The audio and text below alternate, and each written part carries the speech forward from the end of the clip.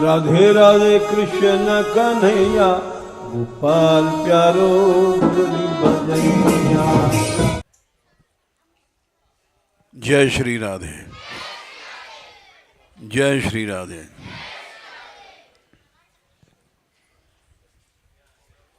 कल प्रसंग चल रहा था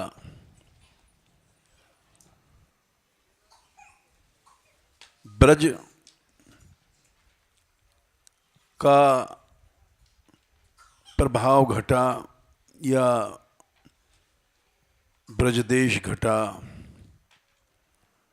ये सब क्यों हुआ? इसका कारण था, मूल कारण तो ये था विदेशी आक्रमण।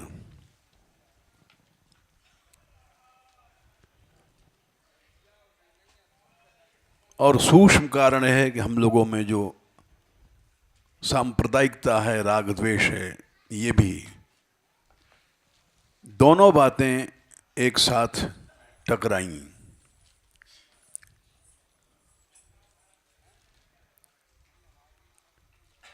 मुसलमानों के आक्रमण से उन्होंने धर्म को, सनातन धर्म को नष्ट करने के लिए कमर कसी थी। औरंगजेब के समय में मथुरा और वृंदावन का नाम दिया गया था। इस्लामाबाद और मोमिनाबाद ये रखा गया था। वो चल नहीं पाया।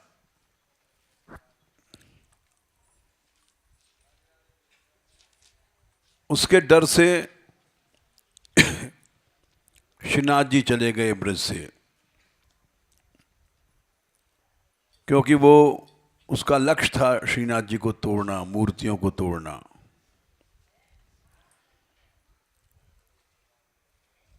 सारे भारतवर्ष में श्रीनाथ जी को आश्रय देने वाली कोई रियासत नहीं थी।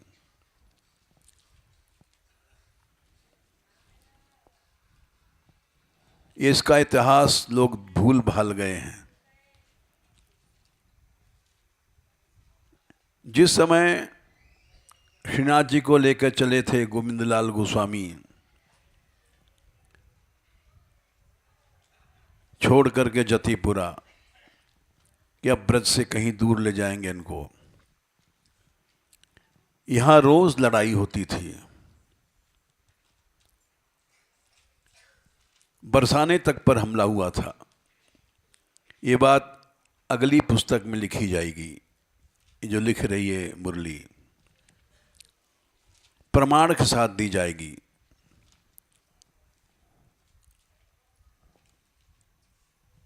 और जिस समय वो उनको राजस्थान में कहीं आश्रय नहीं मिला, तो आखिरी आश्रय था औरंगजेब से नहीं डरने वाला था राज सिंह प्रताप, राणा प्रताप का पौत्र समझो, पौत्र या प्रपौत्र, हमको ज्यादा ध्यान नहीं है। राणा का लड़का था अमर सिंह, और अमर सिंह का है शायद पुत्र या पौत्र ये राज सिंह। ये वही राज सिंह है जिसने हिंदू कन्या की इज्जत बचाई थी। बाहर ब्याहने जा रहा था औरंगजेब, और रास्ते में कुछ सैनिकों के लेकर के उसने रोका। क्यों? उस कन्या की चिट्ठी आई थी कि मैं मुसलमान से ब्याह नहीं करूंगी, हमारा पिता दबाव में आ गया है, वो हमारा ब्याह करेगा। लोभ में आ गया और भय में आ गया कि हमारी दिल्ली की रानी बनेगी हमारी लड़की।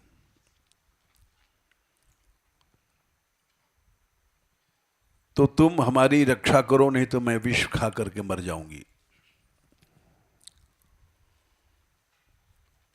राज सिंह सुना, चिट्ठी पढ़ा उसने, और उसने लिखा था उस दिन बारात आने वाली है दिल्ली से,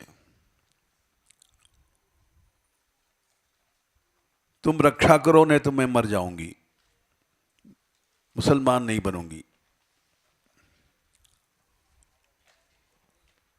राज सिंह गया, थोड़े से सैनिक थे, और ये इतिहास की सच्ची घटना है। पहले हम बहुत पढ़ते थे इतिहास, हमारी रुचि थी। उसने बीच में हमला किया और बहुत से राजपूत तो मारे गए, समाप्त हो गए। सोच के गया था, लेकिन उस लड़की को बचा लाया।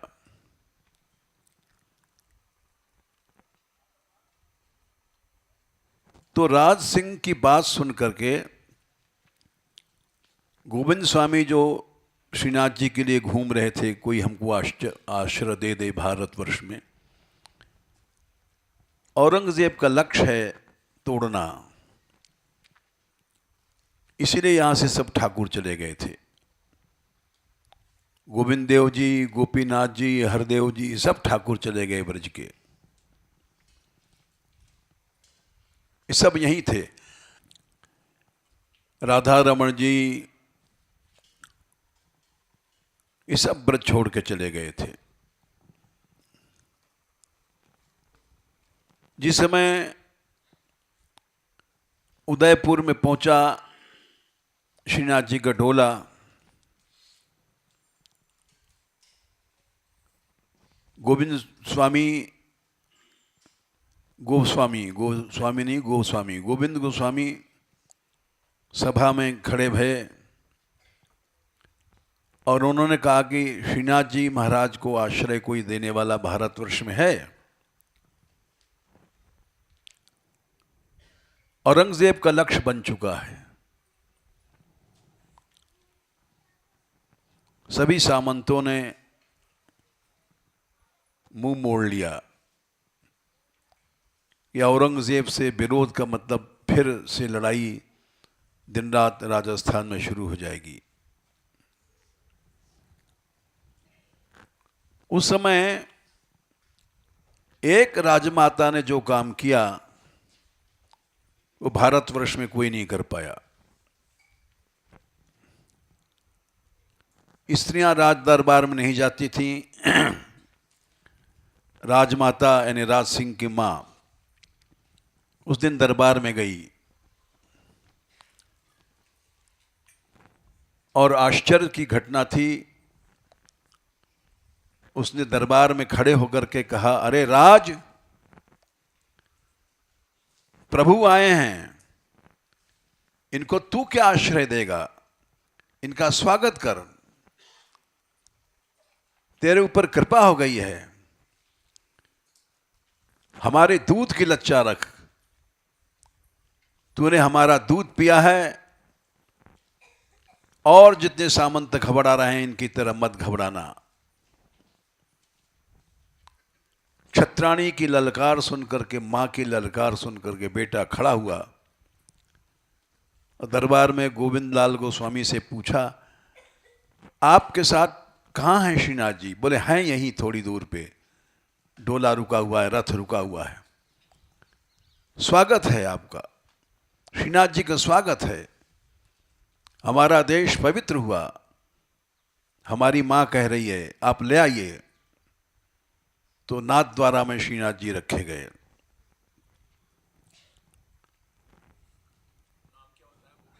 गोविंद लाल गोस्वामी, गोविंद लाल, राम नहीं। वो है हमारे पास, पुस्तक पढ़ लेना, विशाल। हमें तो भूत पले पढ़े थे, थोड़ी सी बात याद थी।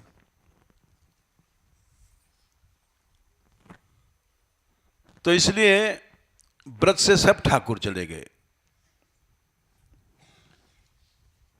गोविंद देव जी जयपुर चले गए, मदन मोहन जी करौली में हैं, हरदेव जी उधर कानपुर के पास हैं कहीं, इसी तरह से और जितने विग्रह चले गए, राधा वल्लभ जी चले गए थे कामवन में, वहां उनकी बैठक है। सारा ब्रज खाली हो गया।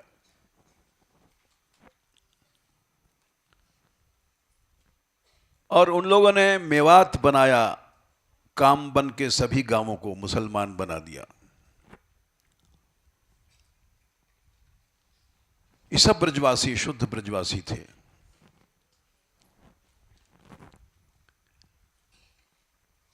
और यहां तक कि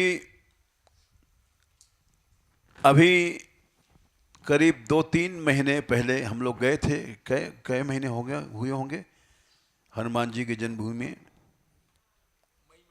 मई में, मई से अब क्या है, हाँ, वो हनुमान जी की जन्मभूमि जाकर के हम लोगों ने पता लगाया, भारतवर्ष में सब गायब हो गई है। अंजना पर्वत का पता लगाया और वहां हनुमान जी उछले हैं घुटने के बल। सूर्य को जब राहु आया था, सूर्य को अपना फल समझ करके बाल समय रवि भक्ष लियो, तब तीनों लोक भयो अंधियारो। सूर्य को खाने के लिए तो उस पहाड़ पर उनके घुटने के चिन्ह हैं।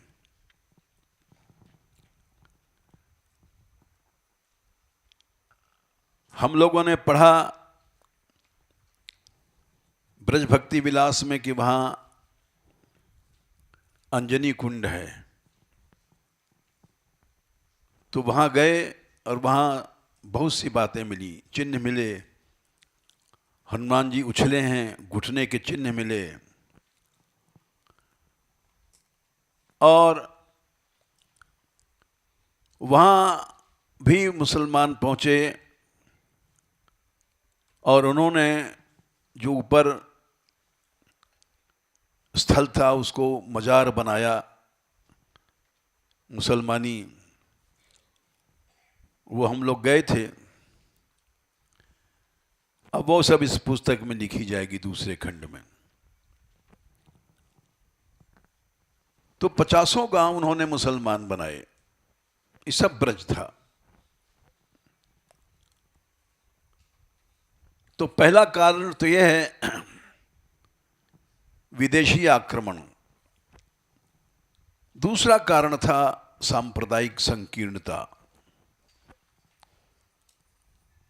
हम जब बाबा के पास, जो हमारे गुरु महाराज थे, आए तो उन्होंने कहा कि वृंदावन में सब सुख है, एक दुख है कि सांप्रदायिकता जरूर है। यहां हर संप्रदाय दूसरे से चिढ़ता है, प्रेम नहीं करता, और इसलिए यहां पर कहीं भी एकता और प्रेम नहीं है।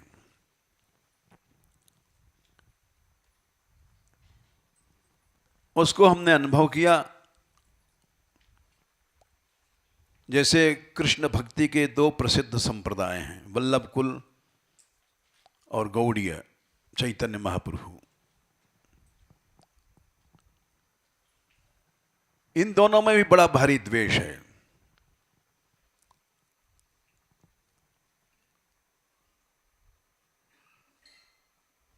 चैतन्य चरितामृत हम पढ़ते थे पहले बहुत, लेकिन आखिरी अध्याय में, एक अध्याय में आता है कि वल्लभाचार्य जी पहुंचे जगन्नाथ जी में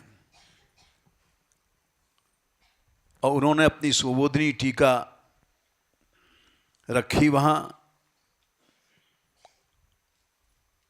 और वहां उन लोगों ने सम्मान नहीं किया, उनका तिरस्कार किया और कहा वल्लभ भट्ट नाम का ब्राह्मण आया था।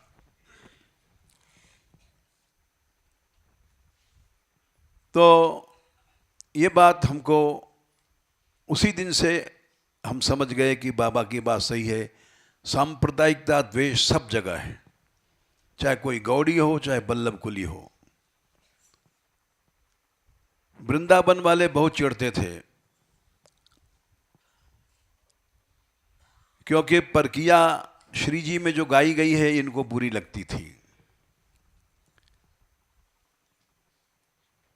तो बहुत चिढ़ते थे बंगालियों से। इस्कॉन जब से बना है, जब से चिढ़ कम हो गई है। इनमें भी दो शाखाएं हैं, एक तो सफेद कपड़ा वाले सन्यासी, गौड़ी सन्यासी। ये सफेद कपड़ा वालों को बाबा जी कहते हैं, साधु नहीं मानते।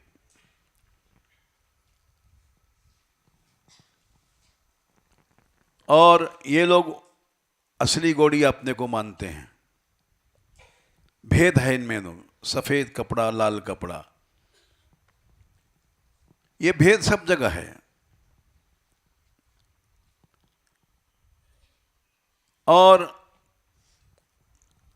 ये थोड़ा सा उदाहरण दे रहे हैं आपको सुबोधनी का, जो आज तक हमने कभी नहीं दिया, कि वल्लभाचार्य जी ने जो टीका लिखी है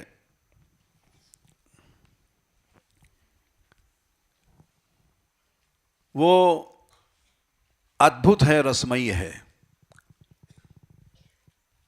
और इनको वल्लभ संप्रदाय में कहा गया है, नाश्रितो वल्लभाधीशो न च दृष्टा सुबोधनी, नाराधिका राधिका नाथो वृथा तज्जन्म भूतले। जिसने सुबोधनी नहीं देखा, वल्लभाधीश का आश्रय नहीं किया और गोवर्धन नाथ का आश्रय नहीं किया, तो उसका जन्म बेकार है। इसी तरह से गौड़ियों में भी इनको वल्लभ भट्ट कहते हैं, महाप्रभु नाम से नहीं कहते। वो कहते हैं केवल महाप्रभु चैतन्य हुए हैं। दोनों में जैसे रेल की पटरियां एक साथ कभी नहीं मिलती हैं, अलग अलग रहती हैं। कृष्ण भक्ति के सब संप्रदाय अलग अलग हैं। ये सांप्रदायिक द्वेष इतना बढ़ा कि उनकी यात्रा जब आती है गौड़ियों की, तो गिने चुने स्थल पर जाती है, और वल्लभ कुल वालों की यात्री आती है तो जहां जहां महाप्रभु की बैठक है वल्लभाचार्य की, वहीं जाती है। यह सब कारण था कि ब्रज में इसका विकास नहीं हुआ, ब्रज के लोग भूल गए। ब्रज का जो नाश हुआ है उसको बचाने की जगह आपसी द्वेष में हम लोग फंस गए।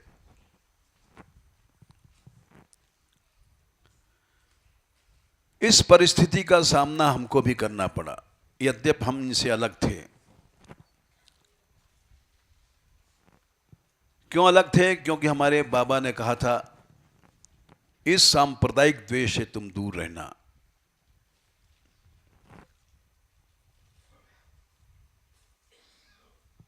वृंदावन वालों ने अलग झंडा गाड़ा, बोले हम निकुंज उपासक हैं और केवल बिहारी बिहारिन जी की यश गाते हैं और अन्य लीलाओं में अभाव पैदा कर देते हैं। निकुंज अलग है, ब्रज अलग है, ये वृंदावन वालों ने झंडा गाड़ दिया। ये पहली पुस्तक निकली है ये जो कल आने वाली है, जिसका परिवर्धित संस्करण कल आएगा। उसमें शब्द लिखा है, निकुंज लीला और ब्रज लीला में भेद करना महापराध है। ये कहने की हिम्मत आज तक किसी में नहीं पड़ी। कल हमने देखा वो छपी भई आई, मूल हेडिंग बड़े अक्षर में, तो आश्चर्य हुआ कि ये पुस्तक कैसे चलेगी वृंदावन में, वहां तो बड़े विरोधी होंगे, सांप्रदायिक द्वेष बहुत है। लेकिन वो गई वृंदावन में और सब प्रतियां बिकी, लोगों ने पसंद किया, विरोध नहीं किया।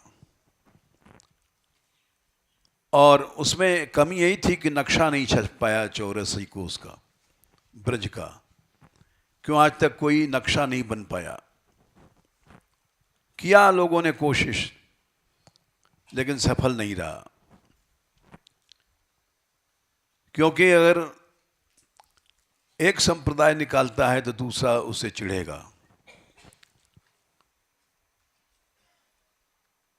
वो नक्शा छप गया है और शायद कल आ जाएगा। इस तरह से मानगढ़ से बहुत से ऐसे काम हुए जिसको हम क्रांतिकारी कह सकते हैं। जितने गांव हैं मेवात में मुसलमान बन चुके हैं, वहां जाना छोड़ दिया था लोगों ने। कोई यात्रा नहीं जाती थी।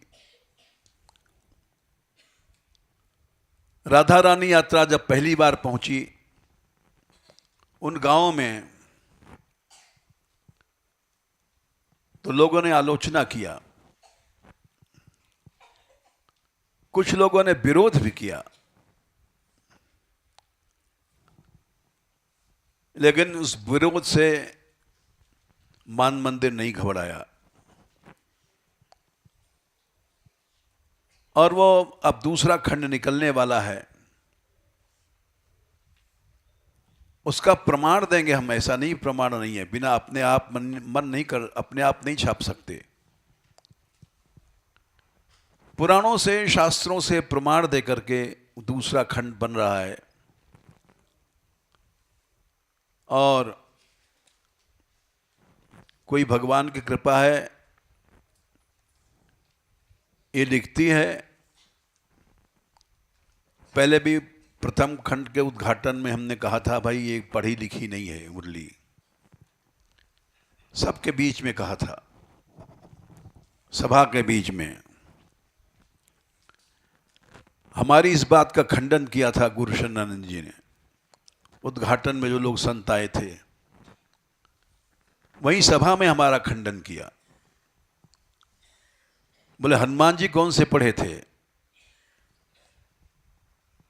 ये स्कूल में नहीं गई है तो क्या हुआ? सूरदास जी कौन से स्कूल में गए थे? समर्थन किया लोगों ने और उस पुस्तक का सम्मान किया, पुरस्कार दिया उन लोगों ने। हमने कहा देखो प्रभु की कृपा है, सत्य अवश्य जीतता है। तो दूसरा खंड भी अब विस्तृत से 84 को जहां तक ब्रज था और है, बहुत से गांव हरियाणा में चले गए हैं, बहुत से मेवात में चले गए हैं, बहुत से गांव एमपी में चले गए हैं। उन सब का उल्लेख किया जाएगा। और दूसरा खंड भी बहुत जल्दी आ जाएगा सामने। इसलिए हम कथा नहीं ले रहे हैं। कल हमारे पास आए थे राधाकांत, बोले कथा के लिए। हमने कहा भाई कथा हम नहीं लेना चाहते, यूँ यही लिखती है, ये चली जाएगी, कथा कौन लिखेगा?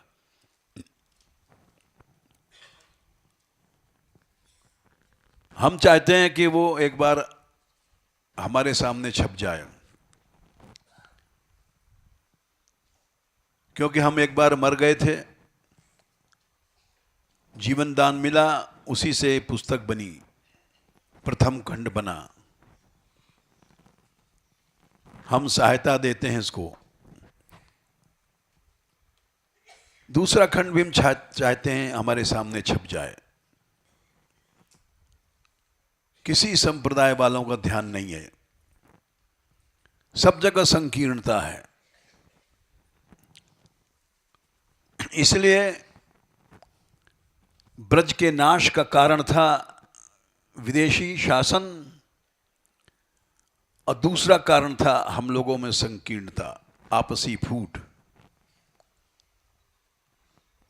हिंदू जात में यही समस्या है, सारा हिंदू विघटित है, फूटा हुआ है। इनमें न प्रेम था और शायद न है और शायद न होगा। इसी को कलयुग कहते हैं। आज हिंदू समाज एक हो जाए तो जगत गुरु बन जाएगा भारतवर्ष, लेकिन हिंदू एक नहीं बन सकता। चलो हम तुमको सुबोधनी जी की कुछ बातें सुनाते हैं।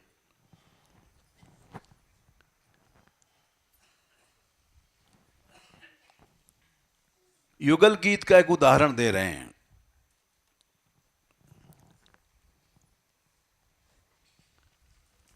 36वें अध्याय का 35वें अध्याय का 20वां श्लोक है। इसमें भगवान की अंतरंग लीलाओं का वर्णन किया गया है।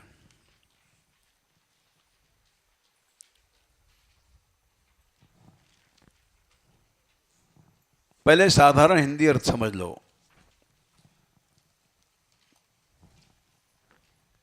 यमुना जी किनारे गए हैं कृष्ण, कुंद दाम कृत कौतुक वेशो, गोप गोधन वृतो यमुनायाम, नंद सूनु रनघे तव वसो, नर्मद प्रणयनाम विजहार। यशोदा जी से कह रही है सखी। यशोदा जी जब श्री कृष्ण गोचारण करने जाते थे तो चिंता रखती थी, कंस के असुरों का आक्रमण होता है। तो बार बार सखियां उन्होंने नियुक्त कर रखा था कि दौड़ दौड़ के बताती थी हमारा लाला कहाँ पहुंचा है, किस वन में है। तो वो जब जमुना जी किनारे गई थी कृष्ण, तो वहां से सखी दौड़ के आई। ये ब्रज में गोचारण लीला है जिसको वृंदावन वाले नहीं मानते हैं। ये सांप्रदायिक द्वेष है। वो निकुंज लीला अलग करते हैं और ब्रज लीला अलग करते हैं।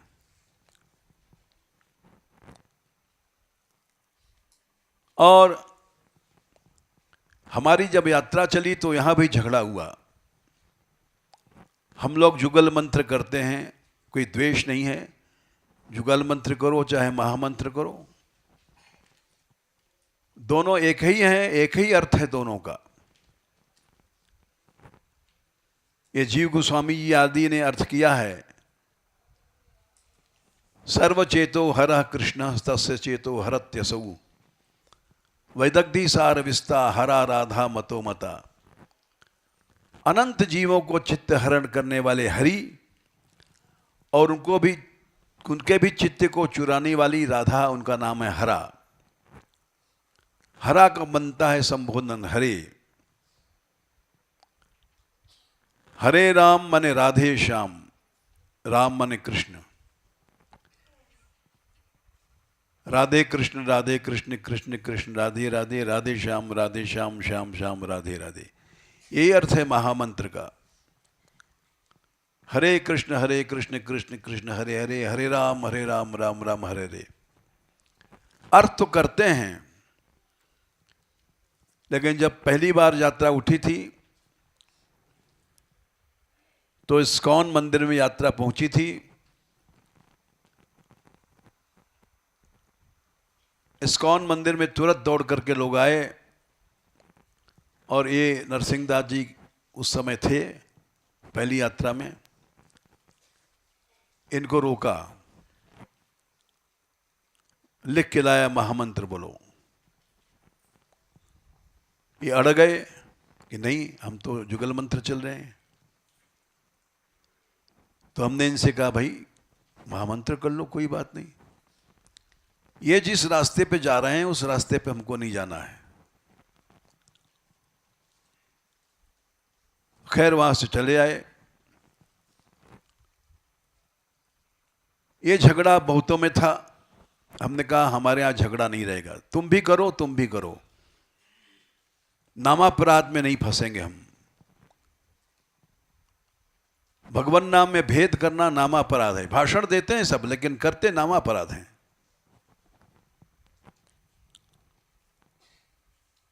हमारी रुचि है केवल श्री राधा नाम में। उसको महाप्रभु जी छिपा गए, राधा तत्व को स्पष्ट प्रकट नहीं किया उन्होंने। यह संकीर्णता इतनी बढ़ी है कि कुछ गौड़िया आकर के हमसे बोले कि क्या प्रमाण है महाप्रभु जी बरसाने आए थे,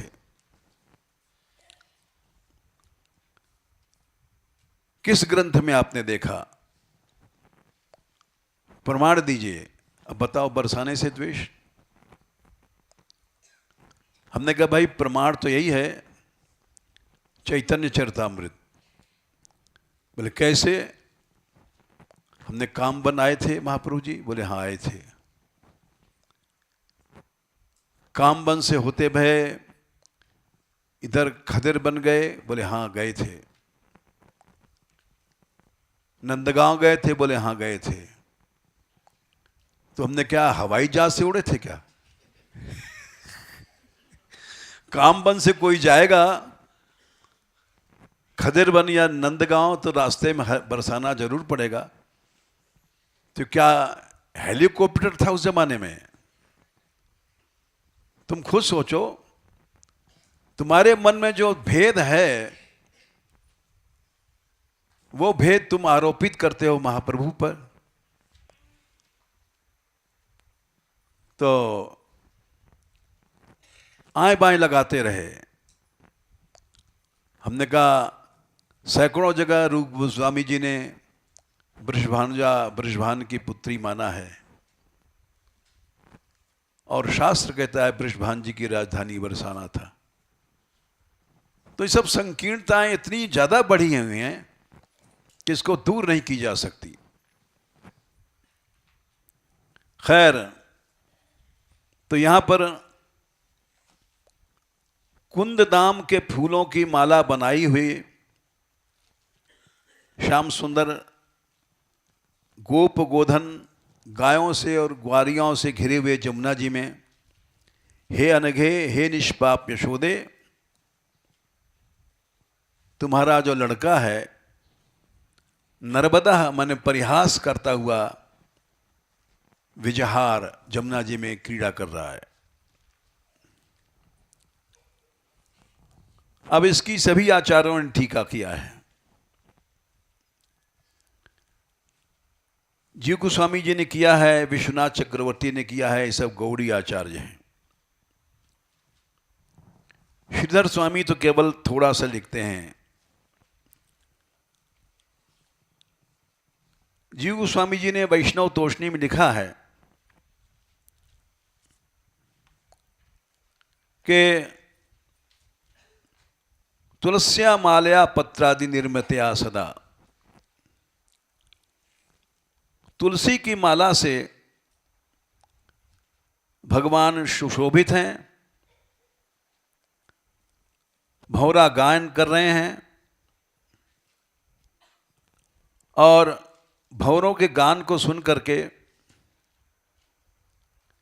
सह गायति, श्याम सुंदर बोले तुम भी गाओ, और भंवरे गाने लग गए। तस्या धारष्ट्यम व्यंजितं कुरु अंगी कुर्वन्ति, उनका गान सुन करके किंचित नीची भूमिकास्तस्य अनुचरस्य अंशे भुजम वाम में दक्षिण में एवं, भौरों का गान सुन करके अपने सखा के कंधे पर हाथ दे करके और श्री कृष्ण वहां जमुना जी में खेलने लग गए।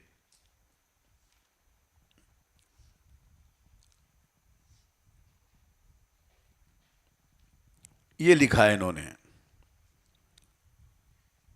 वल्लभाचार्य जी इसको बढ़ाते हैं और लिखते हैं,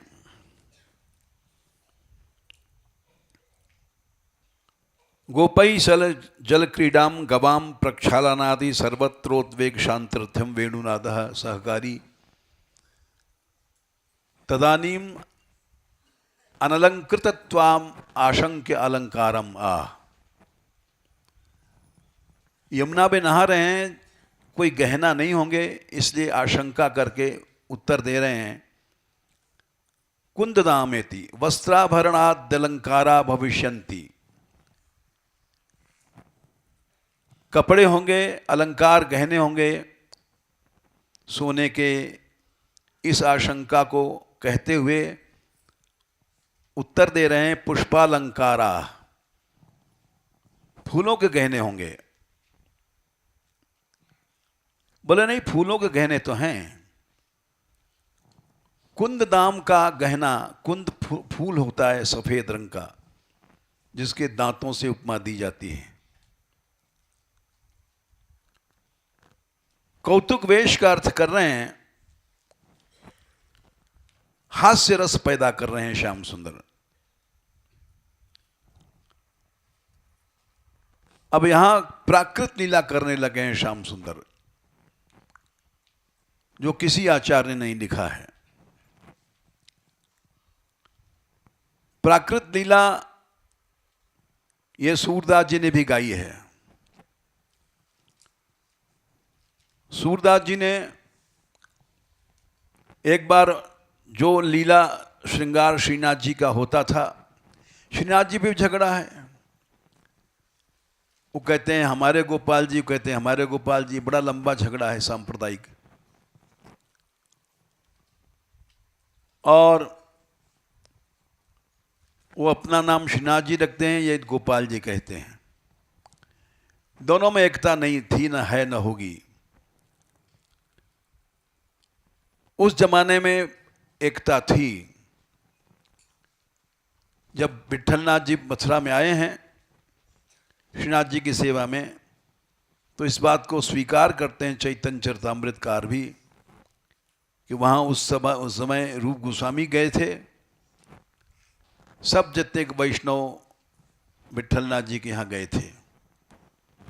उस समय ये भेद नहीं था, ये आज का कल्पित भेद है हम लोगों का। तो वो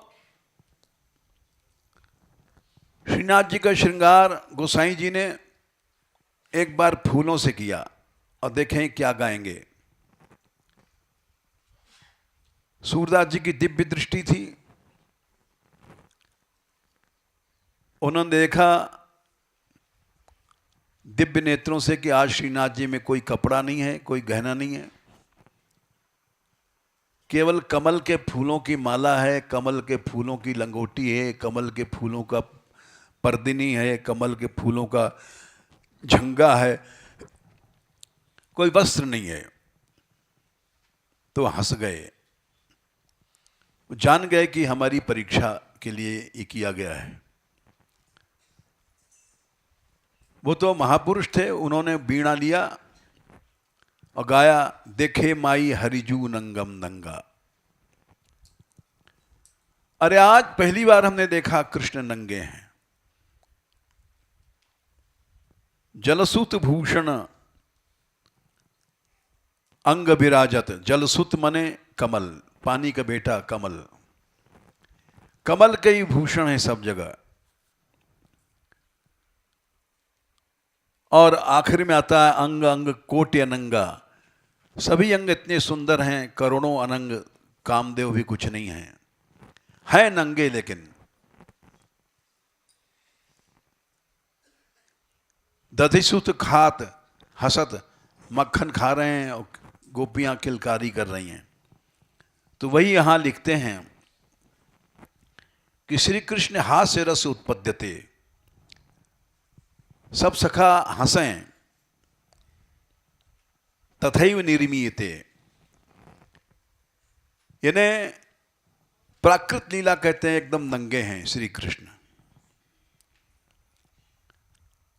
लिखते हैं नन्वेतादृशीम प्राकृत लीलाम भगवान कथम कृतवान। इतनी प्राकृत लीला भगवान ने क्यों किया, नंगा होना।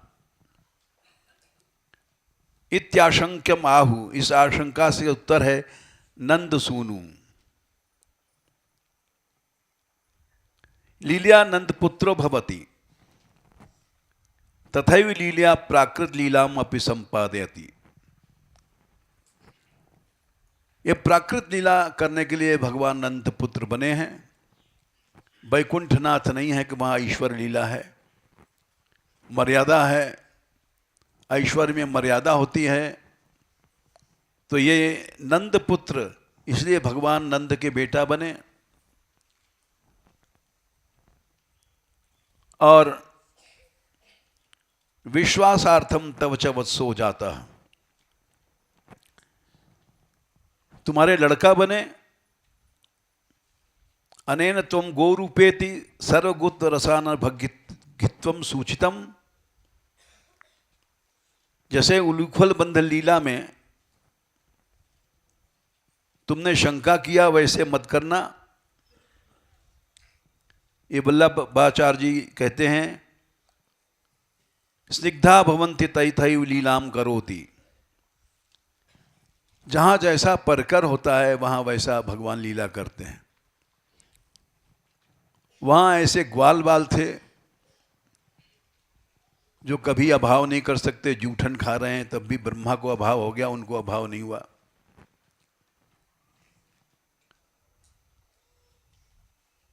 वैसे ही नृत्य क्रीड़ा वेणु वादन इत्यादि करते हैं। ये थोड़ा सा प्रसंग हमने सुनाया सुबोधनी जी का। और ये सांप्रदायिक द्वेष है, इसको कोई भी गौड़िया नहीं पढ़ता है।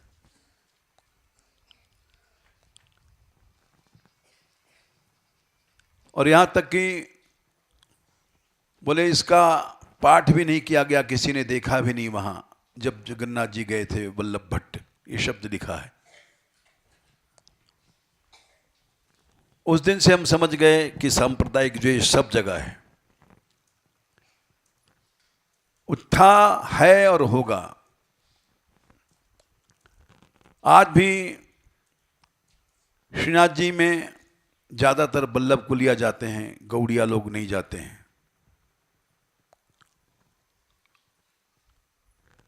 क्योंकि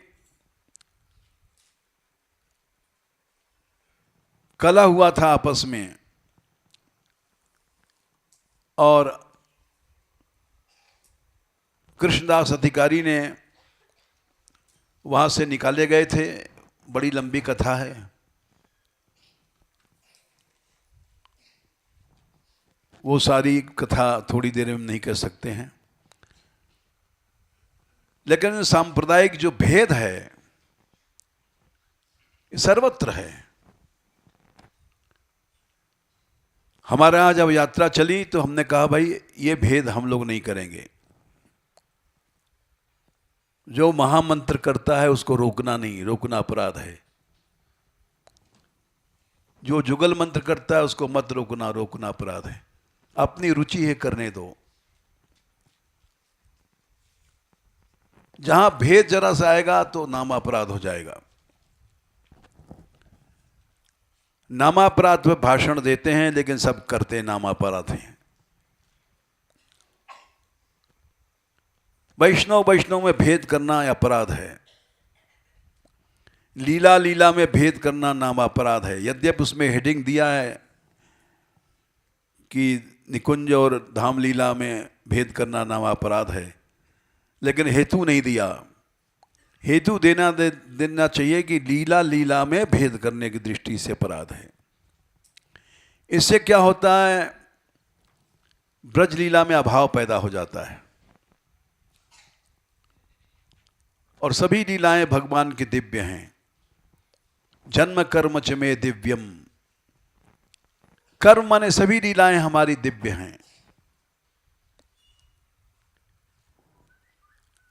किसी को कम ज्यादा समझना यह अपराध है।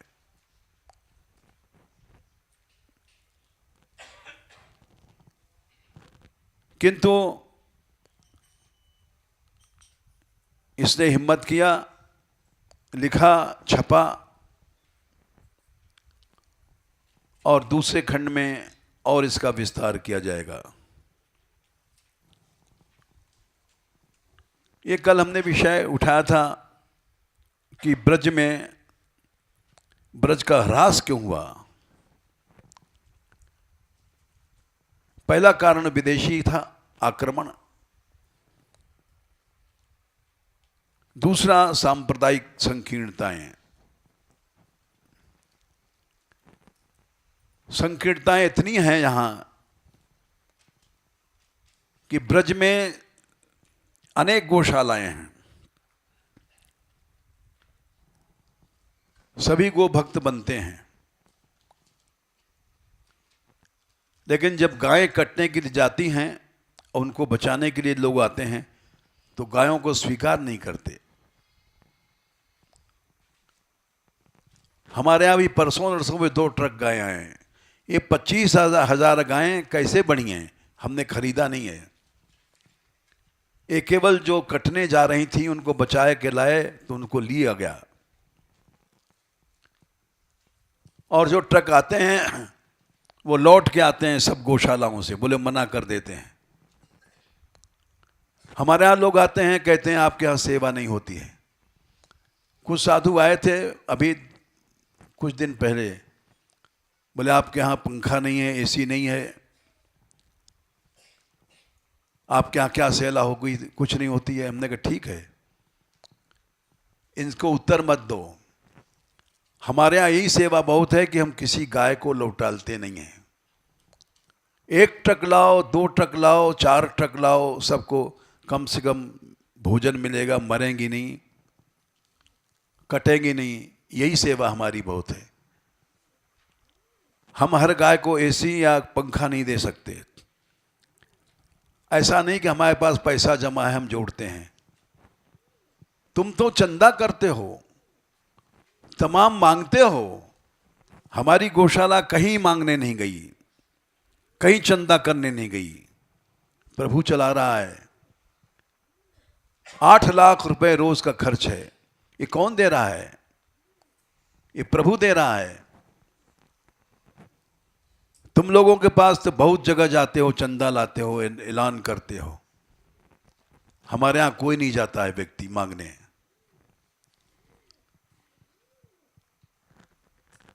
यात्रा की होड़ किया लोगों ने, यात्रा चलाई, नहीं चल पाई। हमारे यहाँ यात्रा में किसी को रोका नहीं जाता है। और जगह जैसे 5,000 फीस है, कम दिया तो रोक देंगे। हमारे यहाँ 1 पैसा फीस नहीं है। और 15,000 आदमी आते हैं, और ज़्यादा आ जाएं, 1 लाख आदमी आ जाएं तो भी हम रोकेंगे नहीं। और चंदा भी नहीं मांगते हम लोग। रसीद वसीद नहीं कटती यहाँ पर। मना किया जाता है तुम कुछ मत दो। ये गौशाला प्रभु चला रहा है और दिन पर दिन बढ़ रही है। हमारा अंदाज है कि बहुत जल्दी संख्या 25,000 तो भी थोड़ी है। कोई लेता नहीं इन गायों को, और रोज ट्रक आते हैं और कृष्ण कृपा से बढ़ी रही है। बहुत जल्दी संख्या बढ़ करके शायद 1 लाख तक पहुंच जाएगी।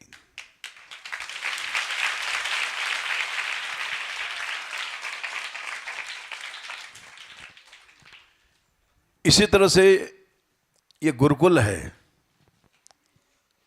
250 बच्चे हैं। इसका न कहीं चंदा है, न चिट्ठा है, न किसी से लिया जाता है। अभी हमने सुना है, सच ही बात होगी, क्योंकि झूठ तो हम समझते हैं कोई बोलेगा नहीं। कोई आया था परसों नरसों बच्चों का निमंत्रण देने, इन्होंने मना कर दिया, राधा कांत जी ने,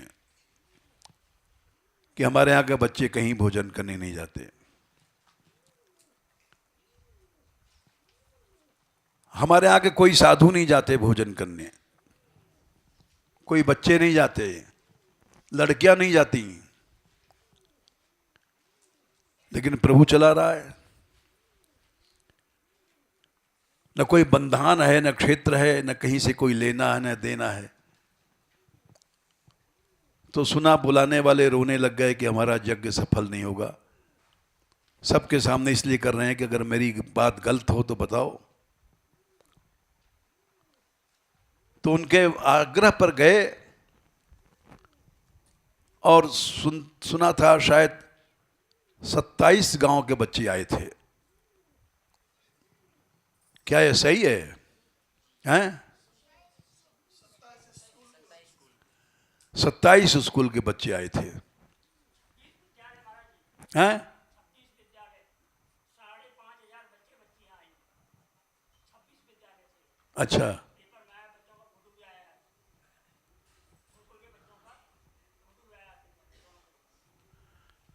और सिर्फ इन बच्चों ने कीर्तन किया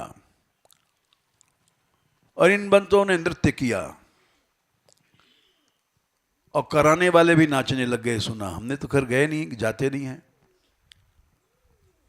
और मान गए कि हाँ इस गुरुकुल में भगवत भक्ति की शिक्षा है और कहीं नहीं है।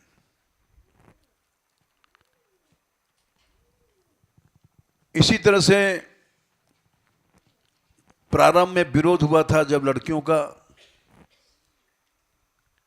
1 महीने तक बराबर पेपर निकला, जाने कितनी निंदाएं निकली। जब तो थोड़ी सी थी, 10-20 रही होंगी, ज्यादा रही होंगी, 30 रही होंगी। अब वो समूह 150 लड़कियां बन गई धीरे धीरे, क्योंकि तुम जितना निंदा करते हो उतना ही प्रभु बढ़ाता है। हम तो समझते हैं कि जितनी गौशाला की निंदा भई है इसलिए गौशाला बढ़ी है। इतनी बड़ी गौशाला कहीं नहीं है। पचमेड़ा में है, वहाँ सब प्रकार की गायें हैं, विदेशी नस्ल भी है, हमारा यहाँ शुद्ध भारतीय नस्ल की गायें हैं, और एक स्थान पर हैं। ऐसा भारत में कहीं नहीं है। ये अवश्य है, हमारे यहाँ सुविधाएं इतनी नहीं हैं क्योंकि साधन नहीं है। ऐसा नहीं कि साधन हो हम इनको सेवा नहीं करें। हमारे यहाँ 12 महीने लगभग हरा न्यार गर्मियों में भी खाती हैं गायें। ब्रज से हर गांव से ट्रॉली आती है हरे न्यार की, और कटाई होती है और हरा चारा मिलता है। इतनी स्वस्थ गायें कहीं नहीं है ब्रज में, ब्रज के बाहर भी नहीं है। लेकिन निंदक लोग इसको निकालते हैं अखबार में, निंदा करते हैं। जितना निंदा तुम करते हो उतना ही फायदा होता है हमको। हम लोग घबराते नहीं हैं और गुरुकुल की निंदा किया तो गुरुकुल बढ़ रहा है। शुद्ध भक्ति यहां सब बच्चे सीखते हैं। संध्या को कीर्तन जाते हैं, नृत्य करते हैं, सवेरे परिक्रमा करते हैं, फेरी करते हैं। जैसा जीवन इन लड़कों का लड़कियों का है, हमारा नहीं है।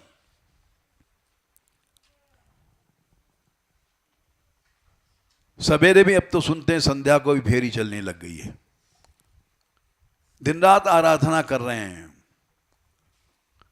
लेकिन देखने वालों की दृष्टि जने कैसी है, उनको गुण नहीं दिखाई पड़ता। उनकी आंखों में काला चश्मा चढ़ा हुआ है, सफेद भी काला दिखाई पड़ता है। जिस समय लोगों ने भड़काया यहाँ के काम करने वालों को आकर के कि यहाँ तनख्वाह कम मिलता है, पैसा कम मिलता है। तो हड़ताल किया लोगों ने, मजदूरों ने हड़ताल किया। हमसे लोग आकर के बोले कि अब गौशाला टूट जाएगी, 20,000 गायें हैं, उनको कौन न्यार डालेगा, कौन क्या करेगा। हमने कहा भाई ये गौशाला पैसे से नहीं चल रही है, पैसे से चलने वाली बात टूट जाती है, इसमें कुछ भाव भी है। सब लड़के लड़कियां टूट पड़े और एक भी गाय भूखी नहीं रही, न्यार फूस सफाई करने लग गए। 2-3 दिन बाद सारी हड़ताल टूट गई। काम करने वालों ने समझ लिया इनका काम रुकेगा नहीं। वो आए, क्षमा मांगा उन्होंने, फिर से काम पर आए। अरे भाई आ जाओ, हम ऐसा तो नहीं कि गौशाला में के नाम पर चंदा आ रहे हैं, पैसा बचा रहे हैं। जो तुमको दिया जा रहा है उसमें संतुष्ट रहो। नहीं टूटी, बढ़ती रही और बढ़ती रहेगी जब तक भगवान की कृपा है। कृपा क्यों है? उसका कारण है संकीर्तन। जो आराधना होती है संध्या को, उसी से गुरुकुल बढ़ रहा है, उसी से लड़के बढ़ रहे हैं, उसी से लड़कियां बढ़ रही हैं, उसी से गौशाला बढ़ रही है, उसी से यात्रा चल रही है। केवल भगवान की आराधना का ही एक बल है और यहाँ साधन कुछ नहीं है, न धन है न जन है। हमारा संसार में न कोई शिष्य है न हमारी कोई शिष्या है। जो रहते हैं हम स्वयं हाथ जोड़ते हैं, सब कृष्ण हैं। हमारा न कोई चेला है न कोई चेली है। जय श्री राधे।